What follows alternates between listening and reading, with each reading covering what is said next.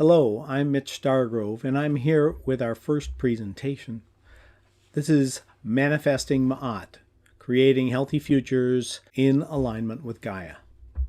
So as we present today's features, we're going to be looking at Ma'at in terms of being a Neteru, a deity, in terms of being the way the universe and life are organized and operate, and third, in how Ma'at is a way of living. So I'm going to be introducing some notions about Ma'at from ancient Chem. Then we'll be looking at some models of metahistory in which we see where a mythology about the Aeon of the Daughter appears and how Ma'at may relate to that storyline or those many storylines. And then we'll look at how Ma'at has meaning in our lives. We all know that Ma'at has something to do with ancient Egypt, with the land called Chem, the Black Lands along the Nile River. And Ma'at may bring to mind a few images, one of which is an ostrich feather, a white plume, and the other is the image rendered in many places over a long period of time of the scales, an image wherein we see a heart on one side and the feather of Ma'at on the other side. And we see Anubis or Anpu. They're measuring the balance between those two. And the person whose heart it is has recently died, and their heart is being weighed against a feather to see if it's light as a feather. Whether that's the weight or maybe the contents. If one's heart is full of light, it will be as light as a feather. Ma'at is a personification of natural law, of truth and justice. Ma'at is created each day by living in respectful relationships. She is the feather against which your heart is measured when you die. The pharaoh and all social structures in ancient Egypt derived their authority from serving Ma'at. Sekhmet is the protector of Ma'at. In fact, the very foundation of the society is the foundation stone of Ma'at, and all the power that those in authority claim only come from their serving Ma'at. Sekhmet is the one who helps restore balance, who brings the power of life in to serve Ma'at. Two places we see Ma'at mentioned often, and there aren't that many places where we can find Ma'at, because as far as I know, there are no Ma'at temples. There are temples for other Neteru, but Ma'at is all-pervasive. So maybe that's why she's in every temple, but has none of her own. If there is, let me know. So two things we know about Ma'at are the 42 negative confessions and the 7 cardinal virtues. So the negative confessions are statements of things that one has not done during the life that you have lived. And these are asked at the time of the weighing of the heart. And these are statements about being a virtuous, compassionate person in yourself and in your relationships. The 7 cardinal virtues we see: truth, justice, propriety, harmony, balance, reciprocity, order. So these are really guidelines. They're some of the first sets of writings in the West on what we would call right and wrong. And they are principles that will appear later on. Many will claim the 10 Commandments are based on these articulations. With those 7 cardinal virtues, one thing that is interesting is that all of these categories can be and are translated in sacred texts as Ma'at. So I'm going to show you here some material on the history of Ma'at in Chem. There's more detail here than we're going to look at fully, but things are highlighted, and please read them later on. The PDF is readily available. Putting together this material, one source I relied on a lot is Maulana Karenga. He is a modern neo-Chemite. He's coming from African traditions and African culture and seeing extension of ancient chem in these cultures. In the Neo-Chemite literature, there's a strong emphasis on Ma'at as central to social organization and everyday behavior. So Ma'atian ethics first emerged around 4000 to 3500 BCE. This is the time when the upper and lower kingdoms were united, where we see the emergence of a unified state, and with that all the trappings of authority and institution and legitimacy. The Shabaka text is part of what's called the Memphite theology. This culture is centered in the city of Memphis. And we'll see these are primary documents, particularly in the Old Kingdom. The Sebayat, of which the Sebayat are a set of literature, the first and most important being the instructions of the prime minister. Because again, this is moral behavior that is supposed to be part of the system from the top down and from the down up. The oldest complete book of the instructions is by Ptah-hotep. He is the vizier or prime minister of King Ise, about 2300 BCE. This becomes the model for all the other Sebat documents later. For Ptah-hotep, then, Ma'at is not only morally right, it is effective, it works, and yields benefit. Here, social welfare is a fundamental and continuing component of Ma'at. The living of Ma'at presupposes and necessitates a learning of Ma'at. And in the Sebat, learning is a fundamental virtue. At all times was inspired by the optimistic belief in the teachability of man. Ma'at is present at creation.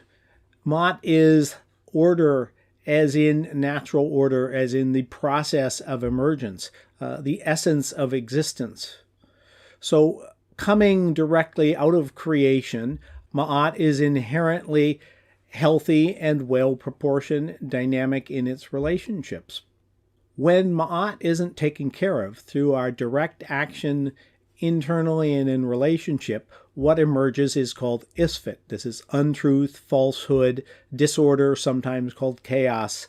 And this is really a product of our neglect as human beings. When we live in Ma'at and restore and create Ma'at each day, then that becomes the default of our relations.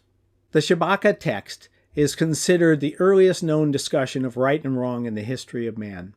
This again is part of the Memphite theology, and we see this about the 4th millennium BCE, centered around Memphis.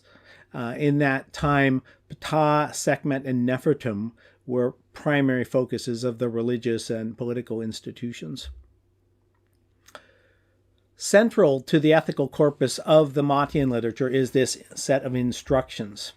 And this is used again and built upon throughout the system, so that the system was supposed to be based on principles of justice.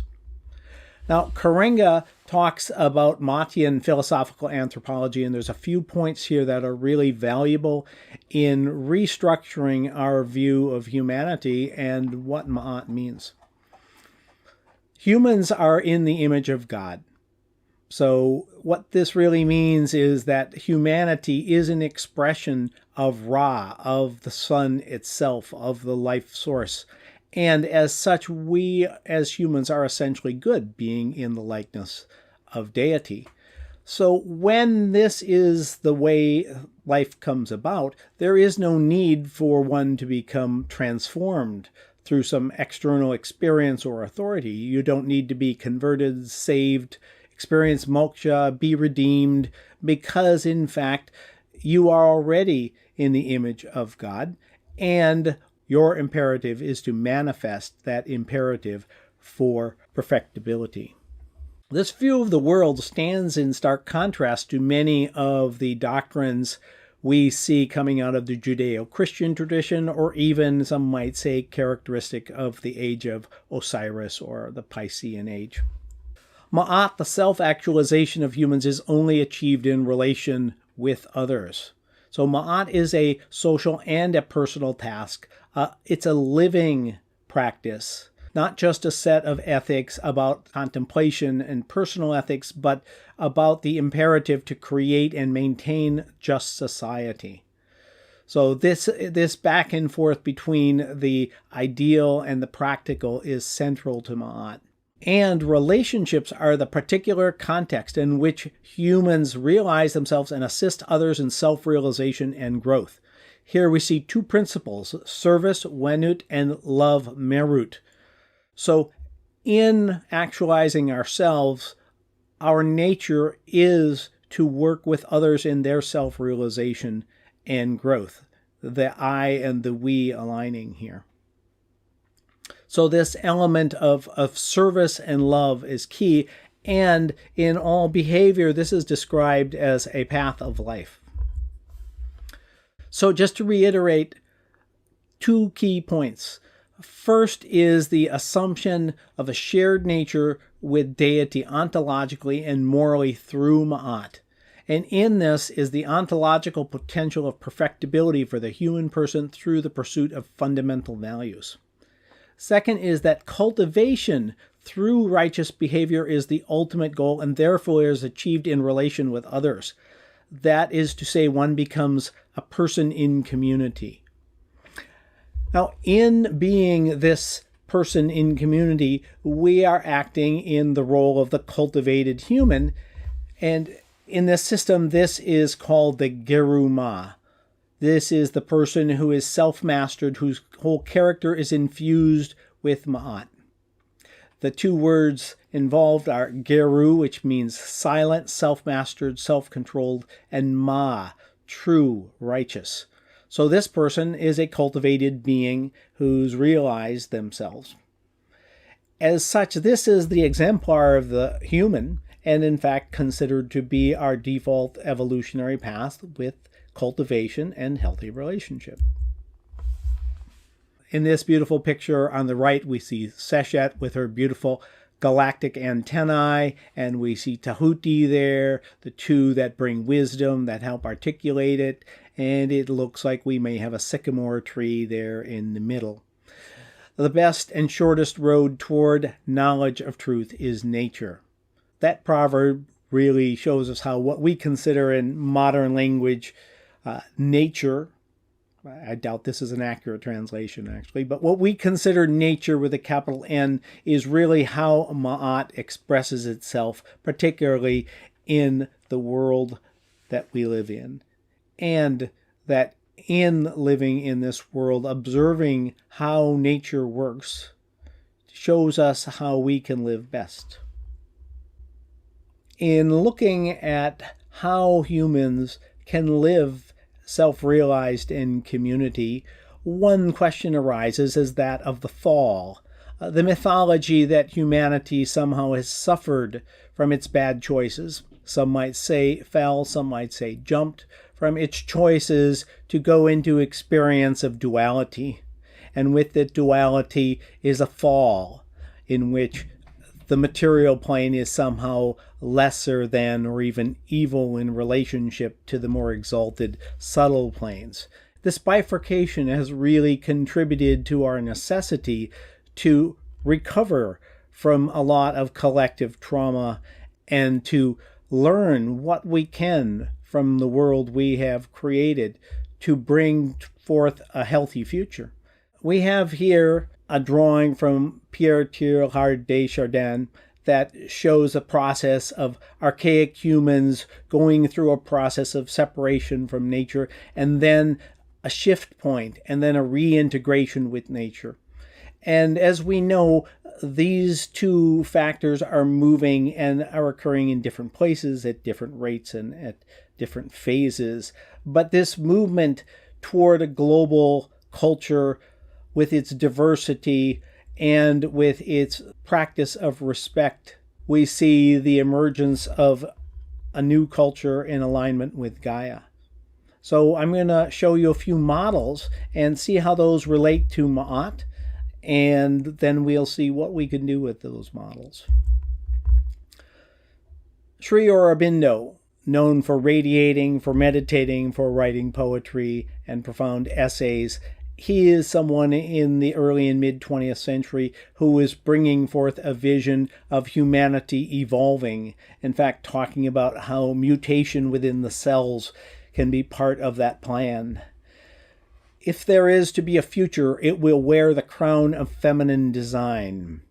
Aurobindo was in many ways a parallel of Mahatma Gandhi in India.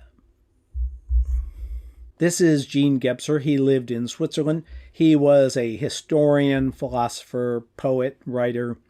He sketched out over many years a map of humanity's evolution in which we see an unfolding of culture into new levels, moving from the local to the regional to the global.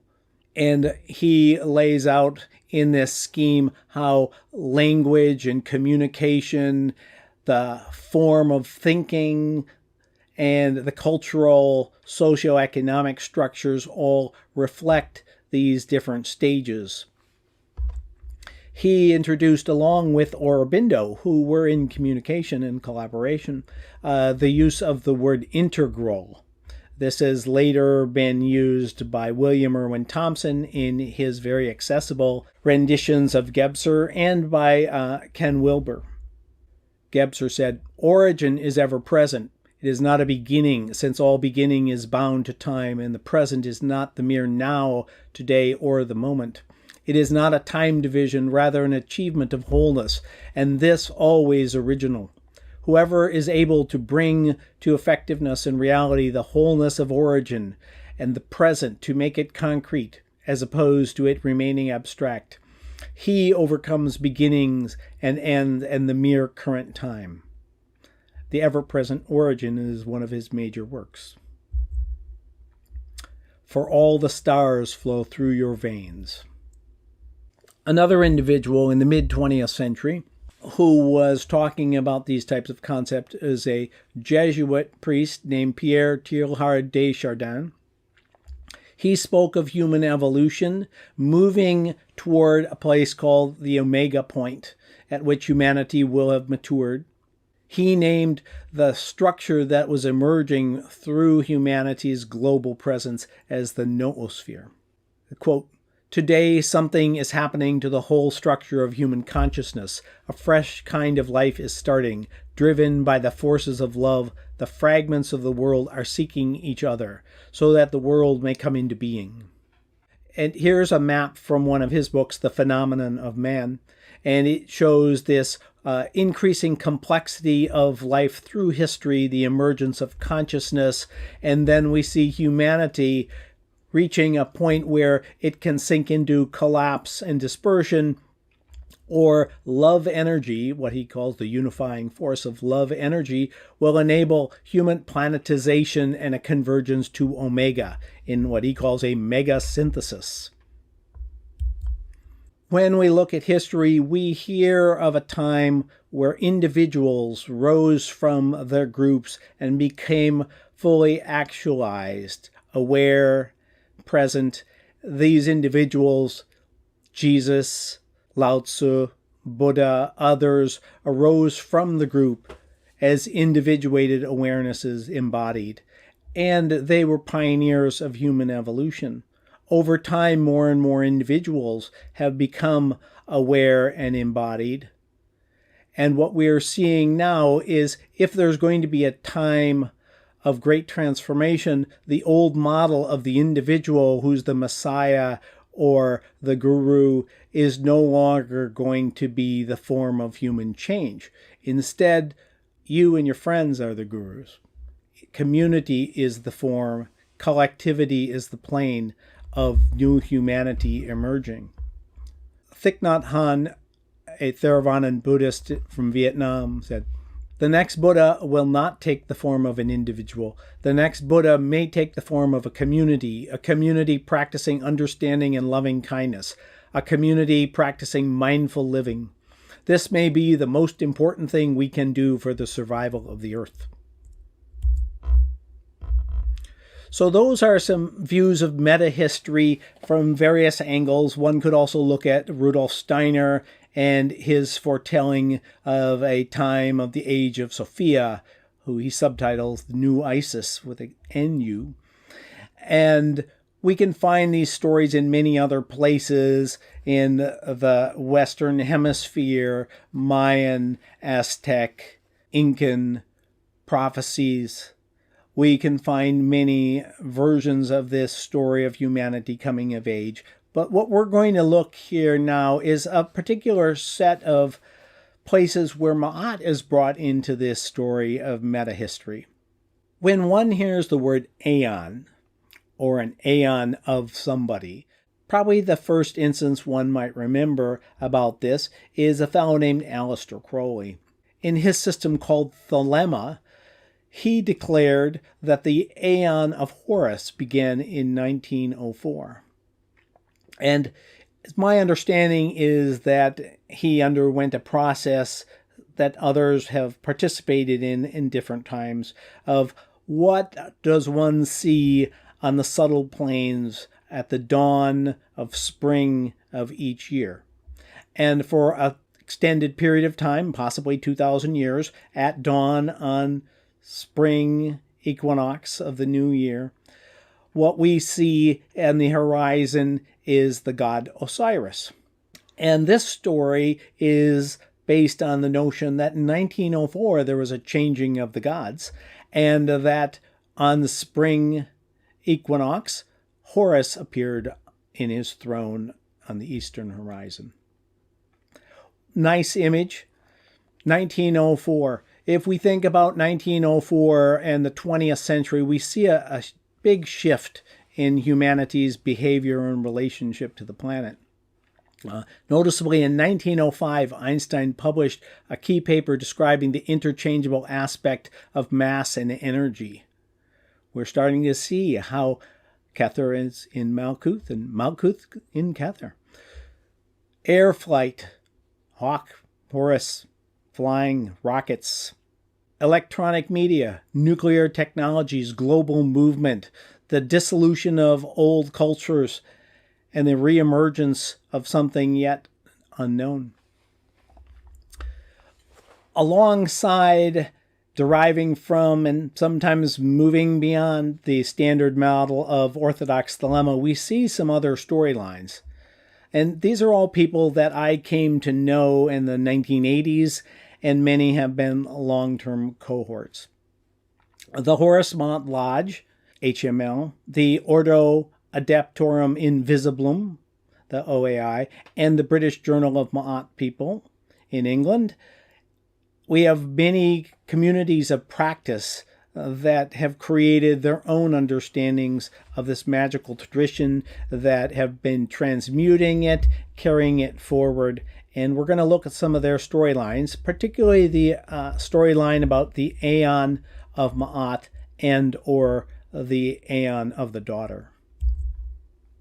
In 1904, with his partner Rose, Aleister Crowley in Cairo made contact with some non-human entity, and a text was dictated over the course of 3 days.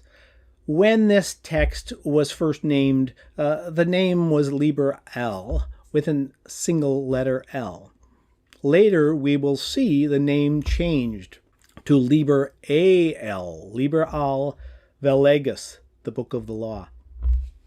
This is the central text in the lineage of Thelema as expressed in the OTO and other places.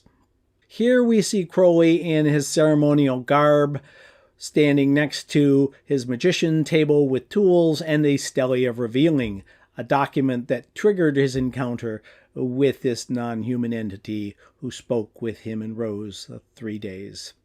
This doctrine proclaiming the advent of the Aeon of Horus contained some riddles that Crowley didn't quite know what to do with. In fact, over time, he wasn't always sure about how happy he was being the prophet of the new Aeon of Horus. And in his notes, he contemplated some of the questions that arose within the original text. In particular, one part of the Book of the Law declares that the prophet shall not know the full secret of this book, and one other shall follow. With this in mind, Crowley started thinking about what might appear. In discussing the Aeon of Horus, he said, "His formula is not yet fully understood. Following him will arise the equinox of Ma, the goddess of truth. It may be 100 or 10,000 years from now, for the computation of time is not here as there."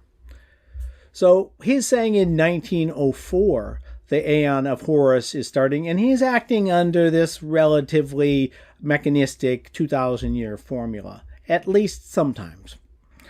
What appears, however, is a prophecy of the Aeon of Ma'at. Crowley was in consternation and intrigued about this remark that someone else might have the answer he would want to understand this prophecy.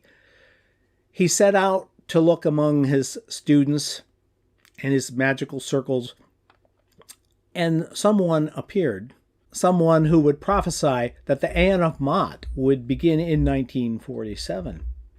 And the essence of this teaching was revealed through Aleph Lamed, A-L. Aleph, the first breath, the opening from Kether, the connecting in trust, stepping forth like the fool. And we see there the lotus with the Aleph and the babe with his finger over his mouth. And likewise we see in the lower right the form of Horus as the hawk, the falcon, and we see Horus, the child, with finger over his mouth. Harpocrat, Harpocrates. On the left, Harpo, maybe the avatar of Harpocrat. This is the draft of the Fool card done by Lady Frida Harris as she and Aleister Crowley were designing the Thoth deck.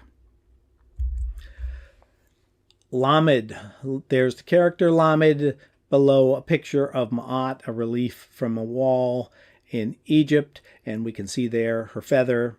And there we see the adjustment card done by Lady Frida Harris and Aleister Crowley, and the emphasis on the scales and their dynamic equilibrium above and below in their movement. Aleph Lamed, that's all we need from the Book of the Law. But who came with that message? Charles Stansfield Jones appeared in Crowley's circle. He became Frater Akkad. One of his magical numbers was 777. 111 past 666. 111 being Aleph, the Fool. We can see his Laman in the upper left with the name Parsifal, his magical name. His motto, the 777 and the 418 in the middle, A-L, as part of Parsifal. Below we see the pentagram of Ma-Eon, the Aeon of Ma'at, and this is used by Frater Akkad in his later work. Akkad offers the simple model that following the Aeon of Horus would be the Aeon of Ma'at. But we're not waiting 2,000 years. We're waiting until 1947, April 2nd. Ma'at reappears in the 1970s. That's a focus of priestly and prophetic practice. In Ohio, Maggie Crosby, later Maggie Engels, known as Andahadna, later Nima, connected with a being identified as Ma'at, and transmitted a text called Liber Pennae Praenumbra, the book of the pre-shadowing of the feather. This is 1974. On the left, we see Nima on the cover of the Cincinnati Journal of Ceremonial Magic, a publication of numerous issues put together in fine quality with a diverse set of authors and contributors coming out of Cincinnati, Ohio. And this is the place where we see Liber Pennae Praenumbra first published. Above, we see a picture of Ma'at in the center with various related figures. And on the right, we see an image of Natan. This is drawn by Nima. Natan is a being encountered by many in the Horus Ma'at Lodge. On one side, Natan is every individual being and their associated star. Every man and every woman is a star. And on the left is a single being, the wholeness of collective humanity, self-aware as a single being. Naton is our access point to the future self of humanity in its healthy state. The evolutionary future of humanity in the model of the Horus Mott Lodge is called Homo Veritas, true human. And as humanity evolves, this is the form built into our very structures and ready for realization. Central to this work in practice is self-initiation. Simple tools, the mirror, the feather, the candle. Ma'at is made accessible to everyone with no need for an order, an instruction, a transmission by anyone else. In the upper right is a seal of Ipsos, a key word in the Horus Mott Lodge lineage, and this is the term that translates as from the same mouth. It has many pronunciations and applications. We also see here the seal of the Horus Mott Lodge, the feather on the red triangle. In the center, we see a painting by Nema of infinity held within a lotus.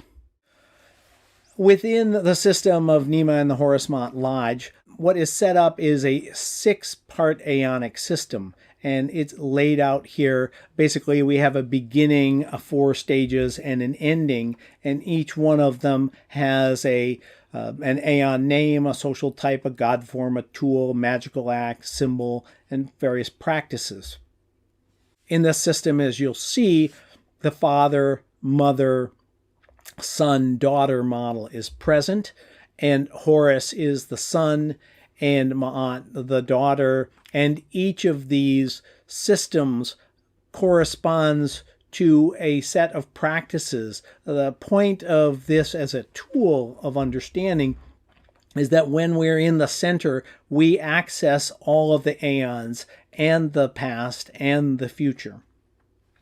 So that being in that center, we belong to none of these systems, but we can access all of them and use what they have to bring us. As you may have noticed, some of these aeonic themes are described using the wording of a family motif and aligning that with a tree of life from the Kabbalistic traditions. So there's an image of that tree in red. What we see on the left are 5 of the Sephiroth involved in this formula. At the top, Kether, unity. At the bottom, Malkuth, the earth plane manifestation. We see the father and the mother, and we see the son. Each of those in their position, and each of those having some kind of role in the wholeness. Again, this is based on the notion and variance of this tree of life structure on the fall, that heaven and earth used to be in the same place, and now they've separated. So the model then implies a need to restore. So if we're looking at the Horus Mott Lodge notion of metahistory, one conclusion and a commonly stated declaration is that we are creating or connecting with the Aeon of Ma'at, and oftentimes that Aeon of Ma'at is postulated to be in the future, and we have access to that future. I want us to look at a few other angles on that model and how they might apply to these characters. If Horus is individuated consciousness, the sun, how does the sun embody in Malkuth? Well, the name Hathor means house of Horus. That takes us a long way, doesn't it? We have the female solar embodiment principle with a face, the goddess of love and pleasure there in the center with her solar crown, her horns. We see on the left the relationship between Hathor and Nuit, Nuit the star goddess, the home of each of us as a star being. And there we see the connection of Hathor being the localization of Nuit. Beautiful picture on the ceiling, and Dendera, wonderful place to lay and enter cosmic space and time. On the right, we see a picture also from Dendera of Hathor with her own female falcon on her head, holding the Ankh and the Waz. So Hathor is a pretty good candidate for Malkuth, for the daughter.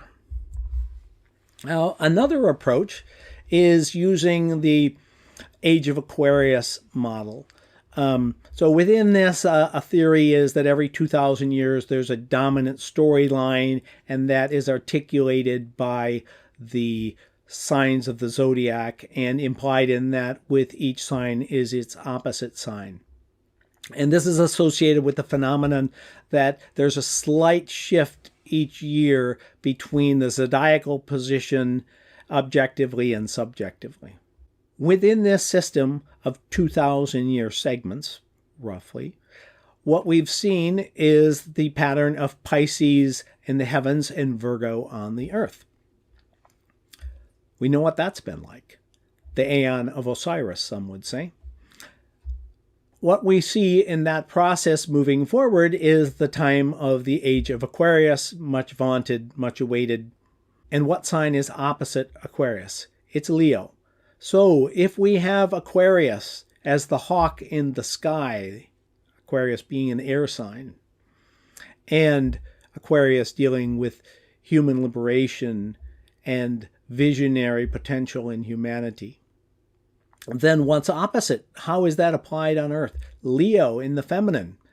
Well, look at those nice two there. We've got Aquarius with the hawk, and we have Leo the lioness, Sekhmet.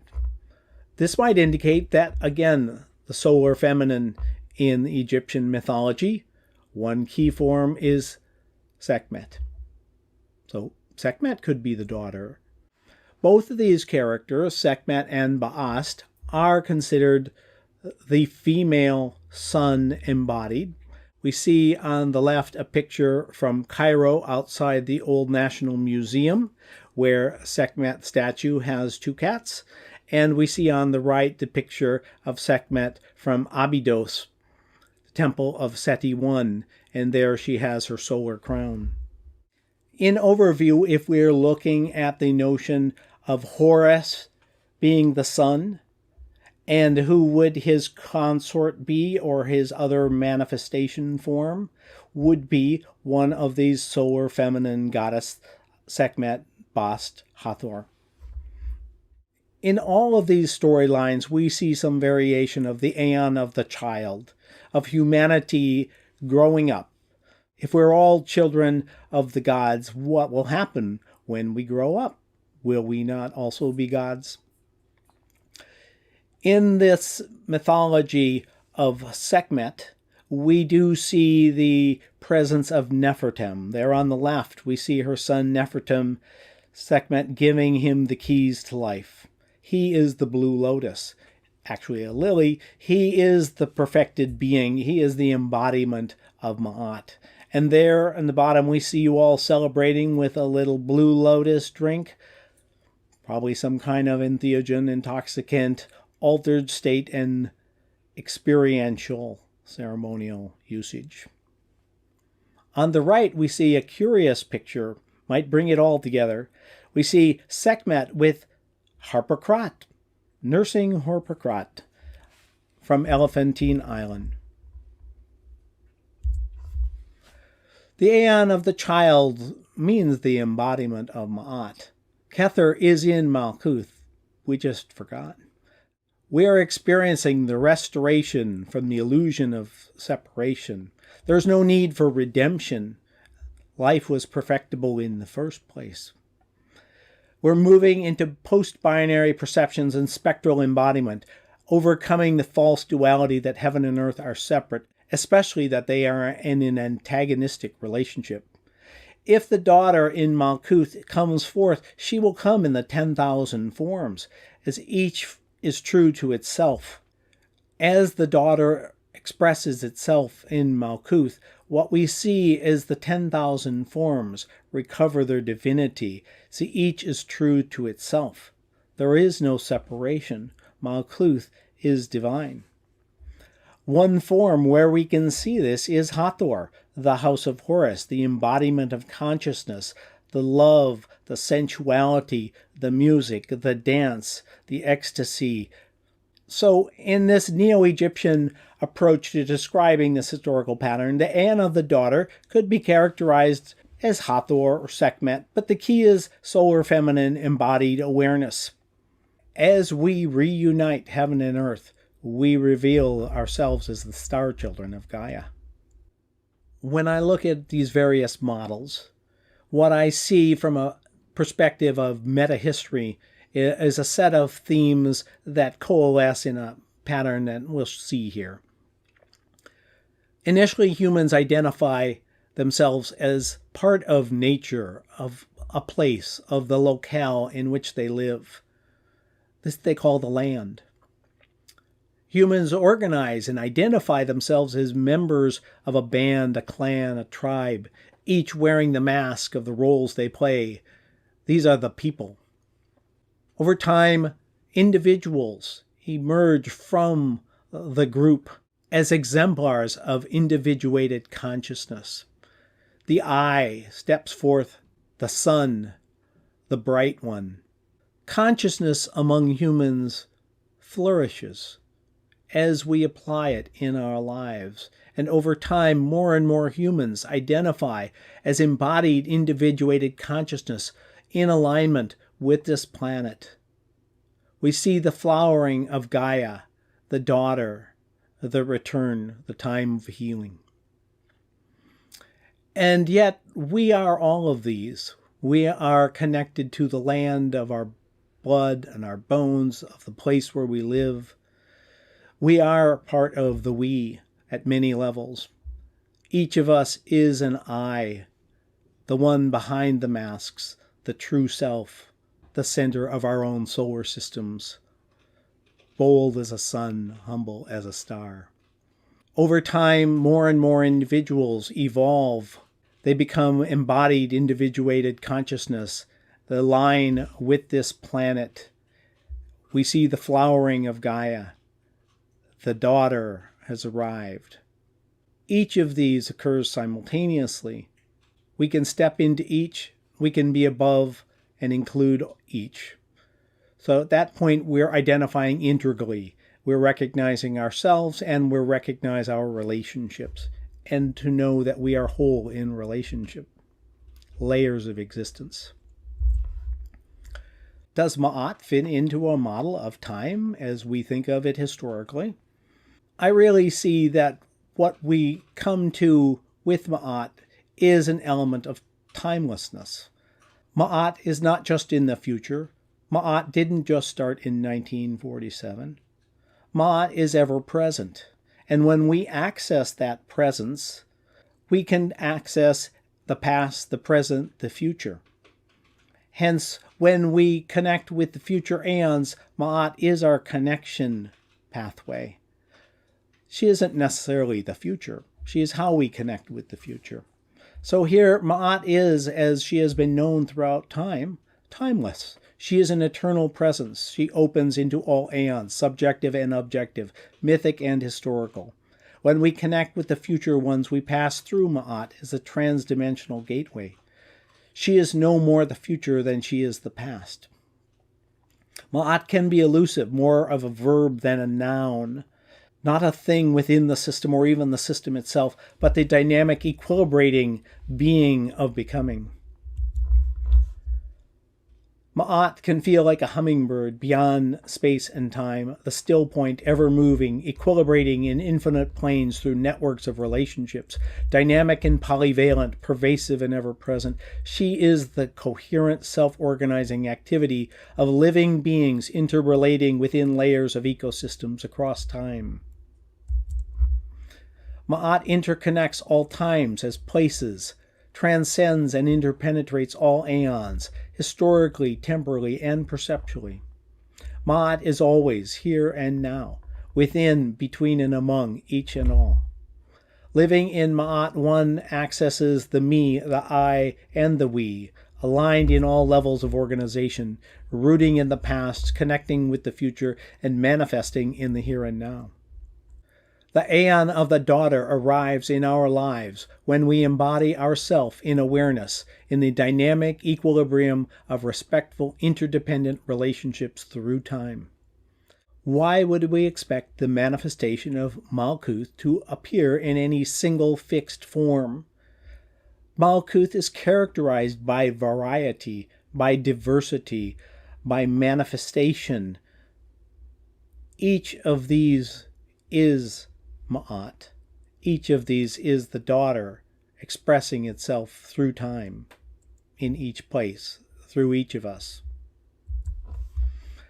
She comes in the glorious expression of the 10,000 things. We are Gaia, aligning the me, the I, the we, the bioregion in which we live, Gaia, the galactic spheres. Here, the Leo axis theme appears as the creative individual thrives in place and community. Once identified by ancestry of blood and bone in a local bioregion as the people and the land, we are maturing into Homo Veritas, true human, within Gaia, connecting earth and starry heaven, ancestors, and future selves. This piece of art is called The Alchemical Dance of Naton and Gaia, for the waters, the airs, the soil, the fire, and Fukushima.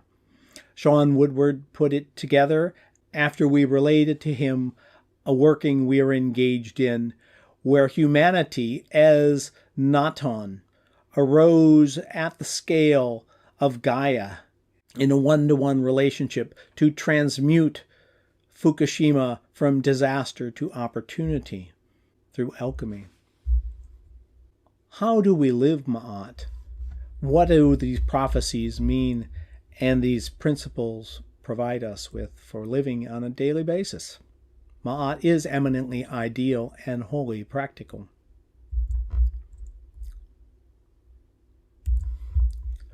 Embodiment, process, becoming, being together.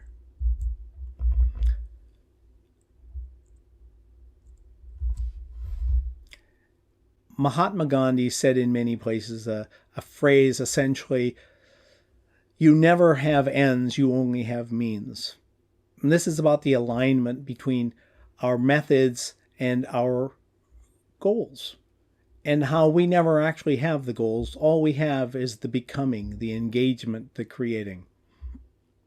Emma Goldman, there is no greater fallacy than the belief that aims and purposes are one thing, while methods and tactics are another. This conception is a potent menace to social regeneration. All human experience teaches that the methods and means cannot be separated from the ultimate aim. The means employed become, through individual habit and social practice, part and parcel of the final purpose. They influence it, modify it, and presently the aims and the means become identical.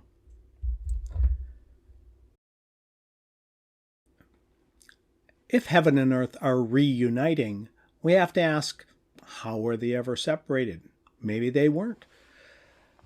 When we look at the mythology of many societies, we see a recurrent figure of the tree of life.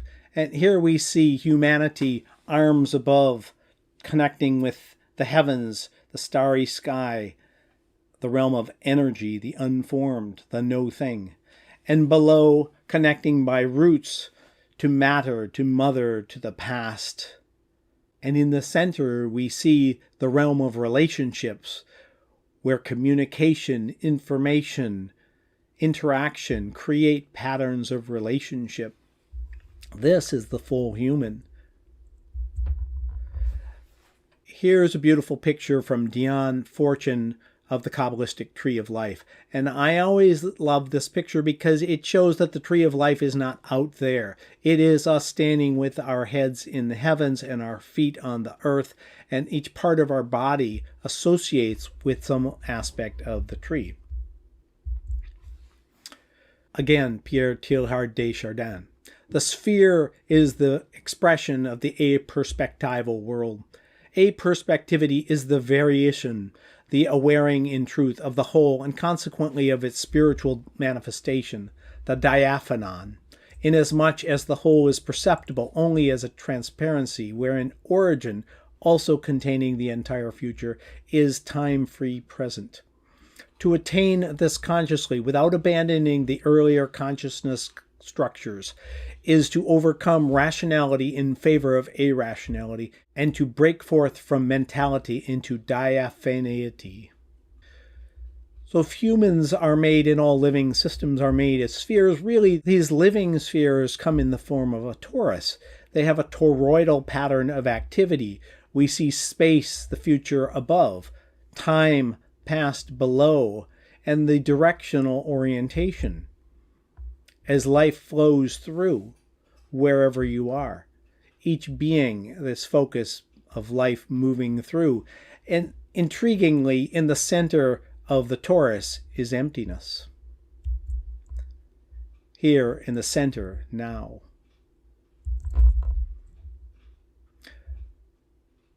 So we're the center of this electromagnetic living whirling donut, and we are heaven, human, and earth, and the center.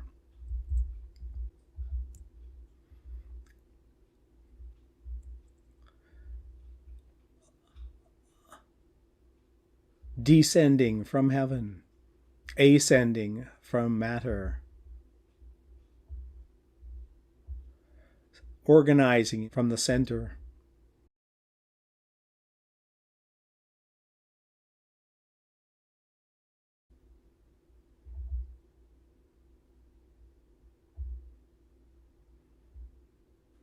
Moving all together. But in real life, we don't see these lines. We experience the totality.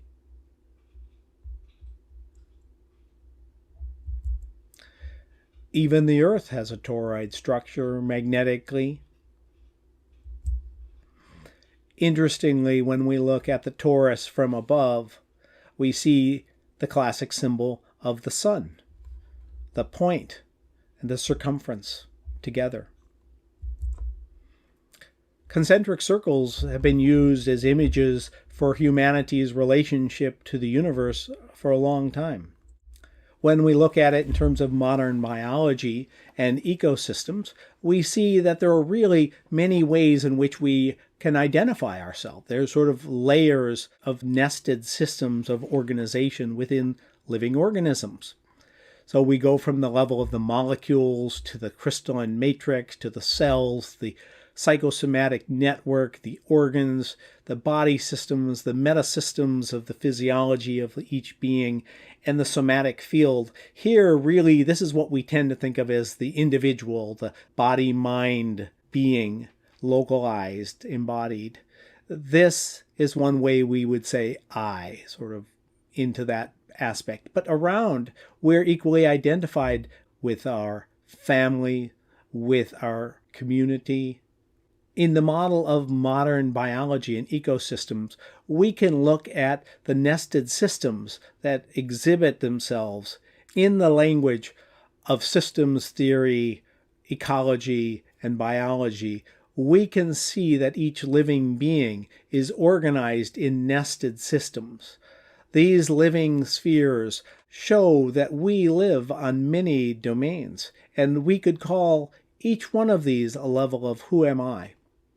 So we've got the molecules, the crystalline matrix, the cells, the psychosomatic network, the organs and their relationships, the body systems, the metasystems, the somatic field. This is really the thing we would usually call the me, the I, the body, the who am I in this experience of life.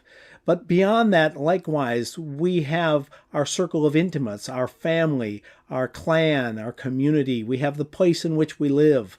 We have the relationships in the place where we live, and we have the planet and all of the forms of life within. So each of these are layers in which we could identify, and how we expand and contract that sense of who we are. Human perception changed in 1972. People born before that have to learn about Gaia. Everyone born after that, it's part of your hardwiring now. This is the time when, from the point of view of Apollo 7, humanity first saw a picture of the Earth in full view. This comes from December 7th, 1972. This is the emergence in collective consciousness of an understanding and an experience of the Earth as a single being. One of the individuals there, Edgar Mitchell, said, "You develop an instant global consciousness, a people orientation, an intense dissatisfaction with the state of the world, and a compulsion to do something about it." Umberto Maturana is one of the developers of modern complexity theory, particularly looking in biology at what's called autopoiesis, a self-creating process. The acceptance of other things among us in coexistence is the biological foundation of the social phenomenon. Without love, without acceptance of the other with us, there is no socialization, and without this, there is no humanity. I am. You are. We are. Gaia. Healing. A statement, being strong, self-knowing, being in community, creating a healthy planet together. A mantra we can all live with, and often executed in dance and song. So what does Ma'at mean in our lives? We can access our future selves. We can talk to our ancestors. If we are across time, it's really the same. When we talk with our ancestors, who are they talking with? Their future ones. When someone from the future connects with us, we're the ancestors. So we're in all these places. When we have a question to ask, an uncertainty, a pathway to discover, ask your future self, how did you get to that healthy future? In practice, healing is the operational force of life, and Ma'at is the mechanism by which bodies, living systems equilibrate, act in relationship, express their health. Medicine is the practice of supporting healing. Tahuti embodies the intervention of the physician. Sekhmet embodies the power of self-healing. When we live in a respectful way within ourselves and in our relationship, we are in alignment with our will, our true self. Knowing ourselves, star, heart, belly, root, connecting. When we live from the perspective of the creative self as a healthy ego, balanced in its solar system, we don't need to get stuck in the masks of personae. We can dance a mask, we can take it off, we can change, and sometimes we can simply be ourselves, knowing that we are not those masks, and making sure, as best we can, to communicate self to self. That is respect. To be healthy within a living system, we first want to reduce the noise, the things we create by our bad habits, by our not paying attention, by keeping too busy, and we want to be able to really feel and sense the signals that we put out, to listen, to be attentive to feedback from our environment and our relationships. In this way, we can live in Ma'at. We can express, we can be creative, we can desire, we can engage our lust and let go in trust. To adjust, to be resilient, to move in homeodynamic fluidity. That is our nature. It all comes back to Aleph Lamed. Be thyself, step forward in truth, be attentive to feedback, respond in love with respect. Here we activate the art of being true and creative. We serve Ma'at by living in Ma'at. In our lives we serve Ma'at. We serve each other, we serve ourselves, we serve all of life through our choices and our behavior.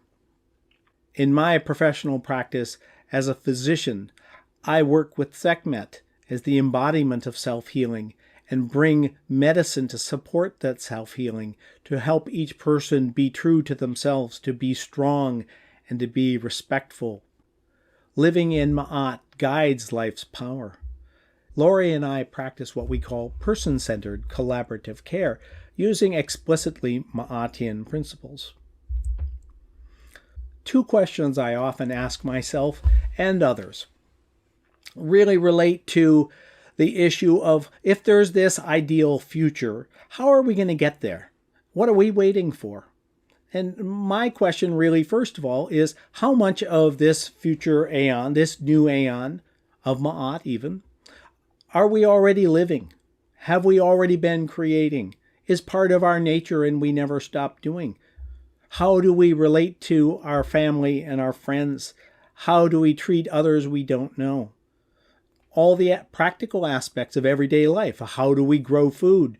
How do we sell products to each other? How do we organize and communicate?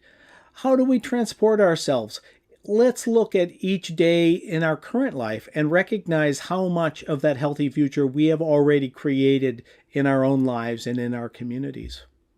And that raises the question of how much more of the new aeon can we create each day in our own lives, in the broader world around us. That's up to us. Ma'at is created each day, as it always has been. This is a beautiful image from Sean Woodward called Gaia Self-Healing. It's Sean's representation of a concept I presented to him, wherein Gaia externalizes the planet and holds it between her hands and engages in some kind of realignment, some qigong, some reiki, some transmission of self-healing for the planet. This elegant piece of art was created by Bebel Stargrove. It shows the earth with 7 children around it, the 7 children of Gaia. Ptahhotep said, "Let your life be an example and live justly, for if justice remains a firm foundation, your children will prosper." Arundhati Roy, "Another world is not only possible, she is on her way. On a quiet day, I can hear her breathing." Thank you. We are Gaia Healing.